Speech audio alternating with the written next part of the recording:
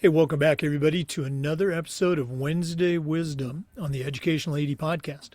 We're going to be right back with this week's Wednesday Wisdom guest, but as always, we want to give a shout out to our sponsors. You've heard me say many times, these are all great companies. I used them. You should be using them. They're money makers. They're time savers. They're companies that you should have on your team. So take 3 minutes, listen to our shout outs, then listen to our Wednesday Wisdom guest, and then go and visit these sponsors. I'm telling you, you're going to be glad you did. Here we go. We want to say thanks to our good friends at Home Campus for their support of the podcast. Things like scheduling, rosters, results, communication, stuff you do every day. Home Campus does all of this better, does it faster than the other platforms. Facility management, digital form signatures. Did I mention athletic eligibility and clearance? That one alone is a game changer. Go to homecampus.com and don't forget to tell them you heard about it on the podcast. We also want to say thanks to our friends at Sideline Interactive, indoor score tables and video boards. Go to sidelineinteractive.com. You can schedule a live web demo to see all their great products in action. Probably one of the best purchases I ever made as an AD was our Sideline Interactive indoor score table. Go to sidelineinteractive.com. Schedule that live web demo today. We want to say thanks to our friends at Ohio University and their online masters in athletic administration. Now, I didn't get my master's degree through the Ohio program, but guess what? My assistant athletic director did, along with thousands of others. And it was a great experience. And while they were earning their degree, they all earned 11 NIAAA leadership training courses at no extra charge. Check out Ohio University and their online masters in athletic administration. You're going to be glad you did. We also want to say thanks to Hometown. Hometown is a trusted partner in growing school revenue, building websites, online ticketing, and a lot more. Whether you're a principal, an athletic director, even a head coach, Hometown is going to show you how to save time, how to raise more money, and how to bring your entire community together. Go to hometown.com for more information. And as always, don't forget to mention the Educational AD Podcast. Let's say thanks to Athletic Surveys by LifeTrack. If you're not using a survey to take the pulse of your student athletes, your coaches, or your parents, you're really missing out. We use surveys at our school for just about everything, and the feedback that came back was almost always over the top positive. But we still got to hear from our squeaky wheel parents, but the surveys allowed us to hear their concerns, usually address them before they turned into something big. But having that positive feedback, incredibly valuable, especially when you're visiting with a frustrated parent, maybe your principal, sometimes even your school board. Go to athleticsurveys.com. They're going to create a custom survey that connects you with every single one of your stakeholders. That's athleticsurveys.com. We also want to say thanks to Gipper. Gipper is the modern marketing platform that allows any athletic department to look like they're Division I, look like they're professional without spending extra time or hiring additional staff. Gipper is used and trusted by over 20,000 high schools and colleges. It's professional graphic design made easy. Whether you're creating graphics for social media posts or something to include in a newsletter, use their thousands of professionally designed templates in your colors, in your logo, in your brand. Create and share and schedule all social media content in one simple platform, and that platform is Gipper. Go to Gipper.com for more information. That's Gipper.com. Let's say thanks to our good friends at Huddle. As a football coach, I used Huddle for years, but when I became an athletic director, I made sure that our school was a Huddle school. And our coaches, all of our coaches, just loved the tools that Huddle provided. Go to huddle.com for more information. Join the 100 million users and fans. Turn your school into a Huddle school. That's huddle.com. We want to say thanks to our good friends at Vital Signs Wall of Fame and Beacon Creative. Now, Wall of Fame has been helping schools bring their legacy to life for over a decade, but Beacon Creative takes it to a whole new level. Beacon is a content creation service, and they're going to take your stories, your history, your coaches, your kids, and come up with compelling narratives that you can then post on social media, maybe also on a Vital Signs Wall of Fame video board. I want you to reach out to John Townsend, and you can do that by emailing John, John, at beaconwalloffame.com. Beacon Creative and Vital Signs Wall of Fame. It's a winning team that you want to be a part of. And finally, we want to say thanks to the #1 Booster Club software program, and that's Booster Hub. Things like sponsorship payments, meal fees, volunteer signups, volunteer changes. Everything flows through their secure system. Nothing falls through the cracks, and your community stays engaged. All communication, spiritware sales, you name it, Booster Hub does it. It's the Booster Club platform that your boosters deserve. It's what they need. Go to boosterhub.com for more information. And as always, tell them you heard about it on the Educational AD Podcast. Hey, welcome back, everybody, to another segment of Wendesday Wisdom on the Educational AD Podcast. We've got one of our regulars back with us. It's been a while, but I'm excited to hear what's going on. Our guest today is Brooke Brewer. Regular listeners will recognize Brooke's name. She is the Director of Athletics at Northwest Arkansas Community College. In fact, she's the founding athletic director, and we've been able to watch that program grow under her guidance. She has a tremendous background as a coach, as a leader, and again, we're glad to have her back on the podcast. Brooke Brewer, welcome back to the Educational AD. Thank you. What an intro. You always make me feel so loved, so thank you. I'm excited to be back. Well, I'm available for other engagements. If you need somebody part of your entourage. I love it. I love it. Just a little context for our listeners. Brooke has been the athletic director at Northwest Community College now, going into her third year. The part of that first year was kind of planning to start an athletic program, and we've been able to watch that program grow and thrive under her leadership. Brooke, to kind of kick things off, can you give just maybe a little bit of review of how the program has grown, where you're at right now? I know you got some stuff that you're going to share with our listeners, but I want them to understand where you've taken that program literally from scratch. Well, thank you. Yeah, I can share. First of all, I have great coaches. And so they're the reason that we've been able to achieve the success we have in a short amount of time. So when I started, the college had a cross-country team that was founded philanthropically. And so through new college leadership, the decision was made to move into athletics in a sustainable way.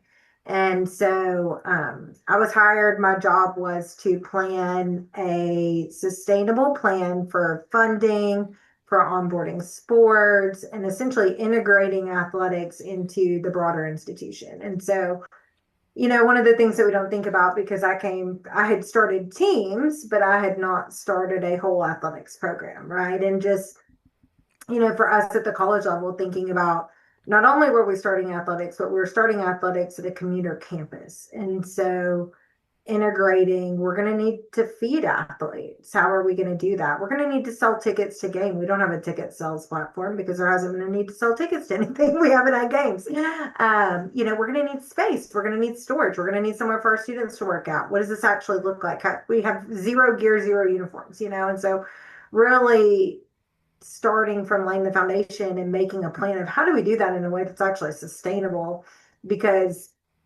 it was really important that we didn't take from existing programs to make athletics happen. So anything that was going to happen with athletics had to be new. We weren't going to say, oh, well, now we're going to cut this so that we can have more over here, because that's never the reputation that you want in athletics. You want to be an addition to. And so through my first year, we laid a foundation, we made a plan, continue to develop cross country, increase our roster numbers there. They had immense success. We struggled to field a women's team initially, the first 2 years the program existed. That is a problem no more. Our women's team actually fields quicker than our men's team typically. We launched a track and field team, and they've had great success. So we did year one track events only, just running. It's a natural fit coming from cross country. Our head cross country coach added on track and field in his duties.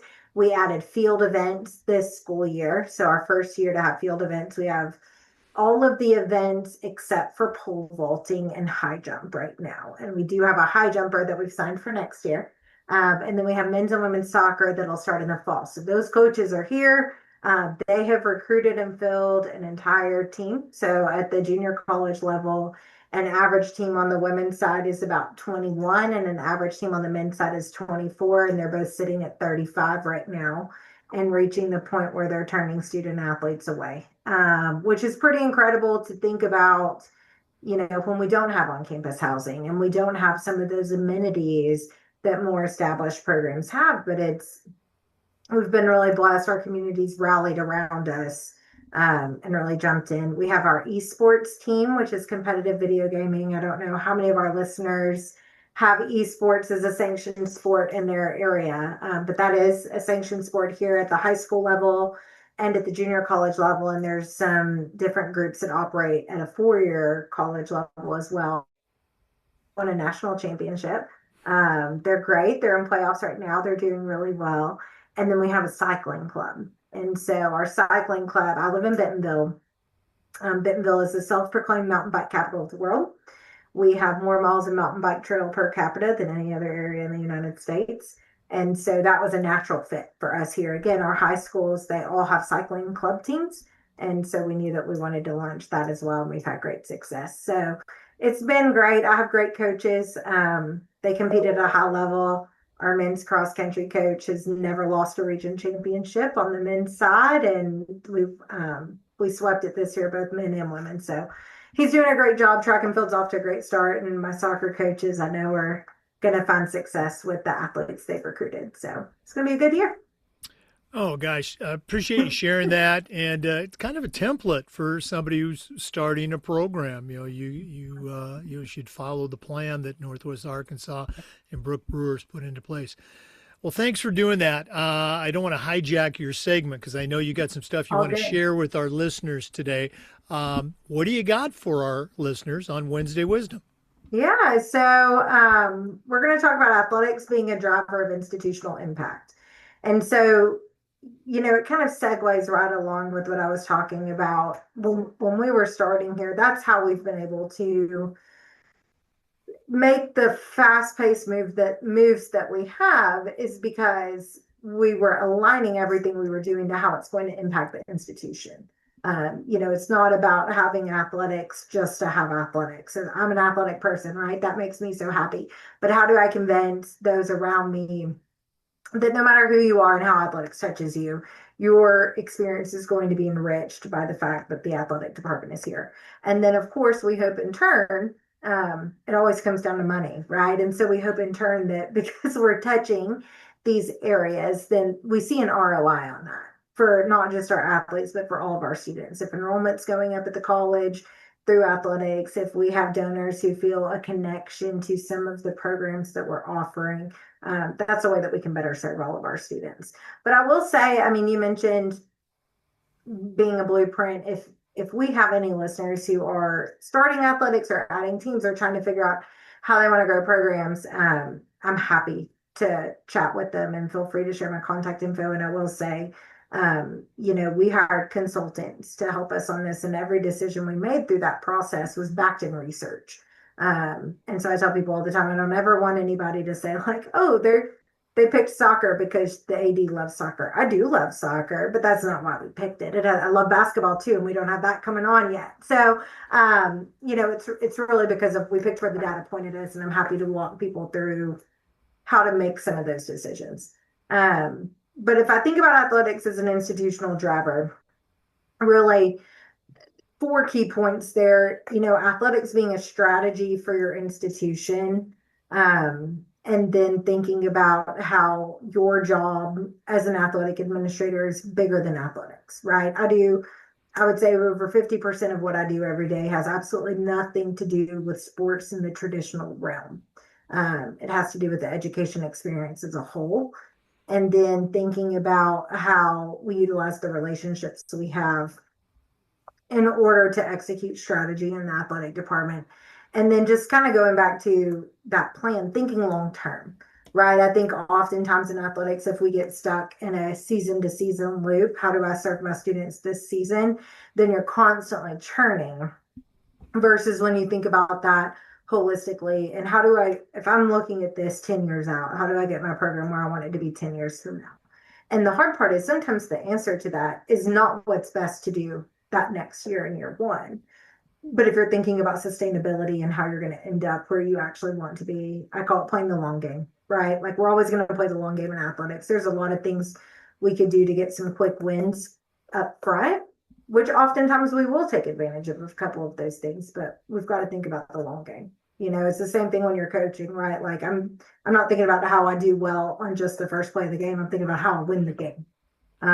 Same concept from an administrative standpoint. So if I think about athletics as a strategy versus an activity, you know, we think about athletics, it's often an entry point for our community into our institution.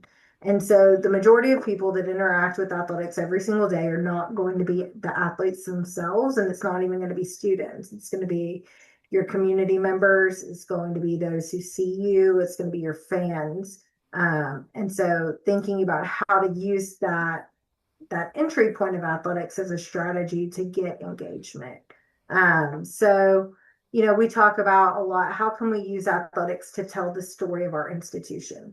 And so if I'm a high school coach, you know, how do I use athletics to tell the story of some of the other great programs that I have? So that if I have somebody who sees the highlight reel from athletics, but they're not really a football guy or, you know, whatever it is that we're watching, what if that feature is actually about an athlete and it's about the work that they do in the classroom? It's about the how athletics became a vehicle for them to achieve their next goal, which may or may not have anything to do with athletics. You know, it becomes about how do we use athletics to tell the story of the other needs of our campus. So right now, we have a project that we are really working to build a soccer field on campus. We have 0 on-campus facilities, right? Because we're brand new.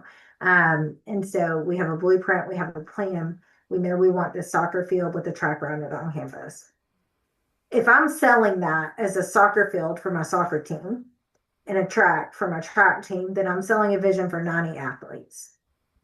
But when I think about what that field and that track can do for our campus, when I can host intramural events out there, when I can open the track for 2 hours a day for community members to come have a walking track, you know, when we can think about using a video board and having movie night on the field, now this becomes a broader institutional initiative.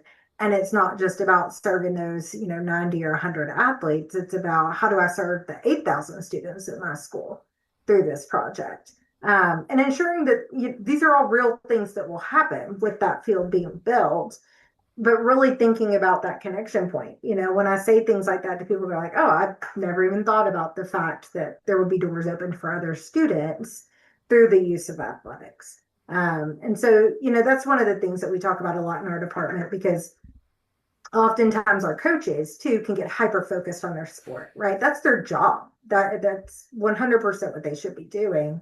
But I think about from the administrative lens, my job is to zoom out, right? And look at a big picture and to say, what does this actually do to move the needle for the institution as a whole, not just our department? Because that's when my department will get wins if I can ensure that I'm impacting the institution.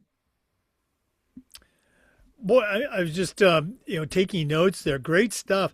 It reminds me, most of my career was spent at private schools, and years ago you would hear an expression, usually from a marketing person, that we use athletics to enhance the student experience of all the students. You know, maybe they're a participant, maybe they're a fan.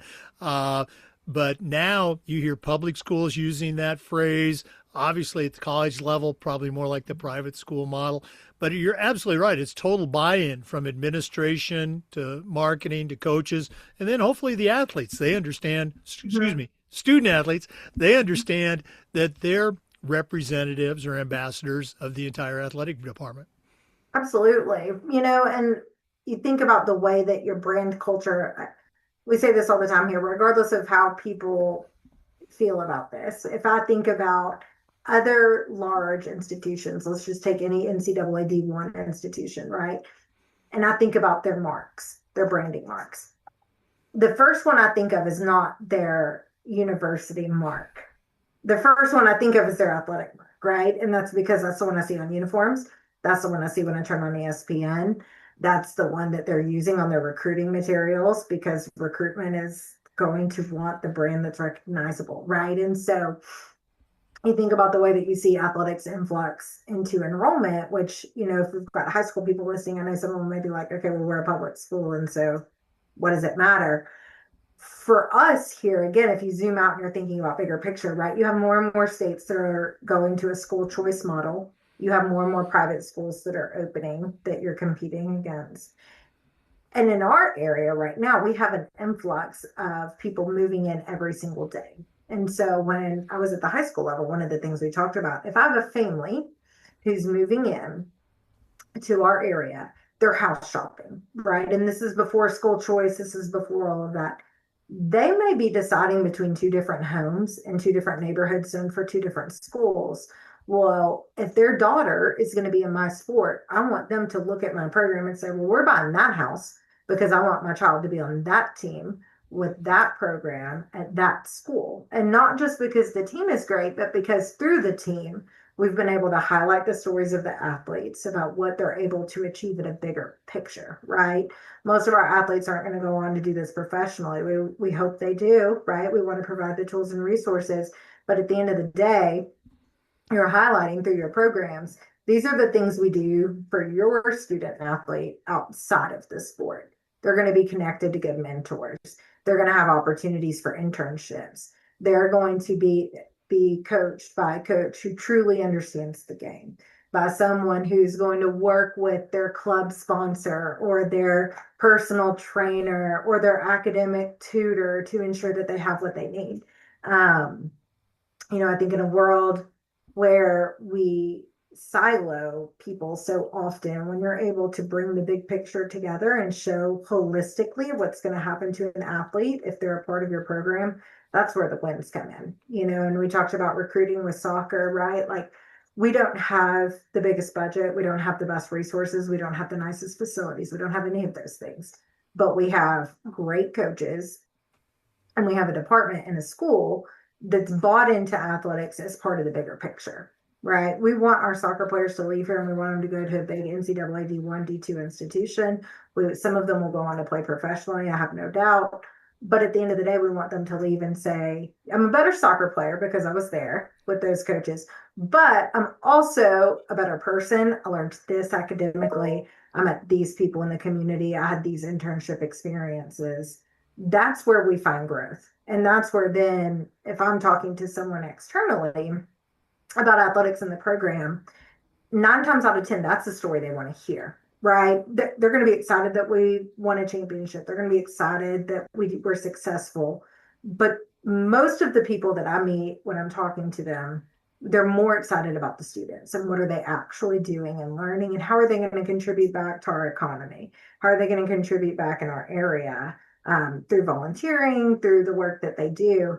That's when you get that tie-in. And oftentimes then those people say, okay, but I want to support a program like that. So it's really kind of zooming out. I think there's a little bit of a new age way of thinking about athletics, and some of it stems from just the changes at the NCAA level. Um, we can't just look at it as winning games anymore. Right. We've got to look at it big picture. And I think that that's the differentiator between successful programs and not is, do you have your leaders all the way from your president, your chancellor, whoever that may be, all the way down to, anybody who works in your office saying, yeah, we've bought into this vision of how we're going to impact students through athletics, whether they're an athlete or not. So. Right. again, a bunch of key points there. You mentioned earlier branding and logos, and Mhm. I'm curious. You guys have a great logo. It's a great take on the eagle mascot. Have you had a chance to see in the 3 years that the athletic programs existed? Is that logo? How valuable has your logo been to the marketing and growth efforts for Northwest Arkansas Community College? Yeah, so it's taken off. I'm probably in a really unique position too. So about a year and a half into my role at NWAC, I actually absorbed the marketing department for the college. So I do my official titles, executive director of athletics and institutional branding. And so part of that is implementing that brand of athletics in the institution into the community. And so we have to be thoughtful about where the athletic brand is appropriate to be used versus our academic brand. And we, right now, in the initial stages of launching our branding for athletics, that happened at the same time that the college logo rebranded. So the college needed a new logo. It was time. It needed to be modernized. And so we're trying to integrate these two brands together into our community so people associate them with each other. Um, I see the Eagle logo taking off. We all wear it everywhere. I tell people, I'm like, listen, I'll swag you out so that when you're out and about in person, you're repping the brand always. We've seen it taking off. It's funny at first, often when I was wearing the branding out, particularly if I had just the eagle head without the word mark on it. What is that? That's really cool. What is that? What school is that? I like it. And now we've established people are, oh, that's the new NWAC Eagle. Oh, that's really cool. One thing I will say, just bonus wisdom, I guess, today for those who are in branding or rebranding, one thing that I would be very conscientious of when rebranding, and I didn't oversee marketing at the time that they made this Eagle mark. Actually, I got it right after. I got to be involved in that process, but not to the extent that I would now. One thing that I would be very conscientious of is that whatever color you choose, how is that color going to be replicated, right? And so thinking about particularly, we have a Nike contract. We're a Nike school. We did that about a year after I started. And so we struggle. One of our colors is lime green, and it's a really specific lime. And if you've done any work in marketing and athletics, you know that your color is imperative, right? There's 50 shades of red. Your red is your red. There's a bunch of shades of green. Our green is our green is our green. And so you want to be really careful when you get into those nuanced colors that are less specific, right? For us, it's the lime. We struggle to get that printed exactly right. And I'm a stickler about it. And so now we've found our exact vendors. So, if I were doing this again, I would be really cautious about my colors and ensuring if I'm a Nike school that I've vetted those colors through Nike and I've made sure it's something that they feel like they're going to replicate easily, that I've vetted them through my Adidas or my Reebok or whatever my Under Armour, whatever my brand is. Because it is something that as you're printing, you want your green to be right if you're me, right? That's the whole premise of it. But we've had a good time with the logos, and we've actually been able to create quite a bit of collateral through our marketing department that when we have prospective athletes, there's something really special about, you walk in the office and you're getting your water bottle, that's your disposable water bottle that's wrapped with the logoed wrap that you're drinking out of, and your signing pin is the pin with the logo that's your signing day pin on the official, everything is just absolutely buttoned up in terms of that branding, and it leads to that professional experience that our student athletes like to see. Now, again, marketing, the athletic department, marketing the school, you have your Mhm. academic programs that the college, is probably primarily known for, along with, general ed and Mhm. things like that. But Yeah. every time you have a student athlete that's also in that academic program, I mean, let's face it, they're probably not going to go pro, but they are going to be taking that academic program, either directly into employment or onto a 4-year college. Is that part of your role as an AD and as director of marketing to tell that story?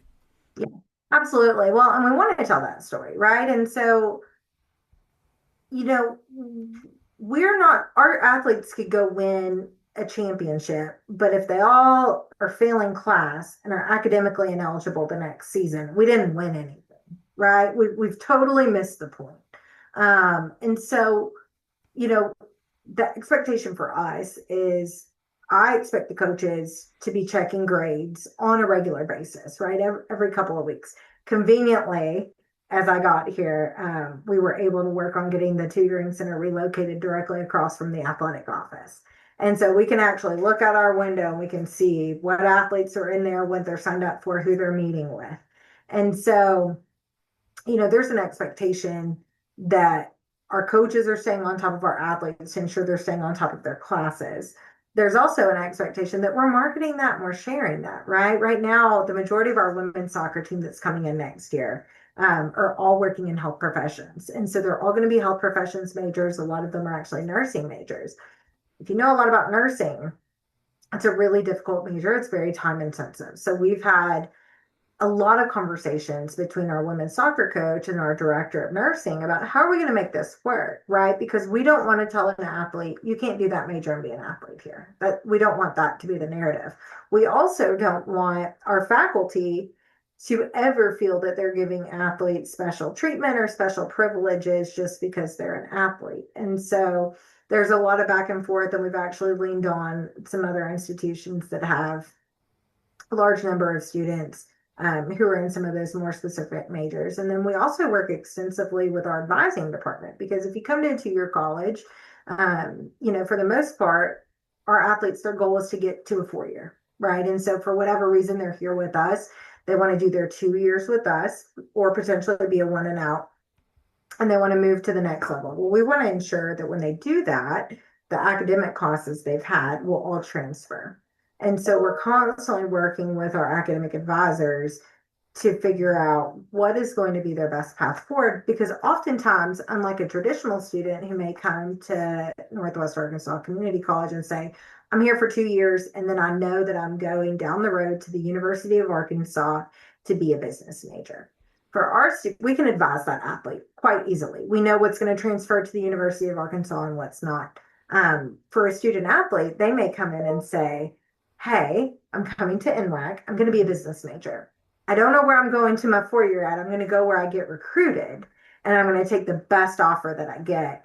Well, I know that each of those schools are going to work a little bit differently. And so it's been exciting to work with our advisors and to figure out how we're going to manage making sure that these athletes, when they come to us, they can leave here with the max credits allowed and move on to the next level. Boy, your information is just so spot on. I keep interrupting you, and I know you said you had 4 points. What's that final point that we can share today? And then obviously we're going to bring you back, Brooke. Well, yeah, I mean, kind of it really wraps everything we've talked about up with a bow. I think the biggest thing that athletic directors will find benefit in doing is thinking long term rather than season to season. So it's really easy to get stuck in the trap of season to season. This year I need to do this. Next year I need to do that. But when we're thinking long term strategically, which we've been forced to do here, building it from the ground up, right? That's the point that you're able to really think about. How am I going to build my program as a whole? How am I going to build my department as a whole versus individual teams? And you can ensure that what you're doing is a sustainable process, right? I want it all and I want it all yesterday, but that's not sustainable. And so when we're thinking about the impact we can have and how we can maximize our brand and our connection to the community and the legacy that our athletic program leaves, to me, that happens when we're thinking long term. I often think about where do we want to be in 10 years here at NWAC? And then working backwards from that, right? And so if in 10 years my goal is to be here, then I've got to think strategically about what are my steps each year to get there. And sometimes that step may not be what I would choose if I was just thinking season to season to season. And then you're working that within your long-term campus plan, right? And so for us here at NWAC, there's a lot happening on campus. And so for athletics to stay relevant and to stay a program that is an institutional driver, we have to think about how does our plan for our long term align and walk side by side with what the college is working to do. So that we're supplementing and we become just integrated into the culture in a way that we're indispensable because we're so integrated into the college's vision with what we're doing to athletics to supplement that we go hand in hand and we have to work together.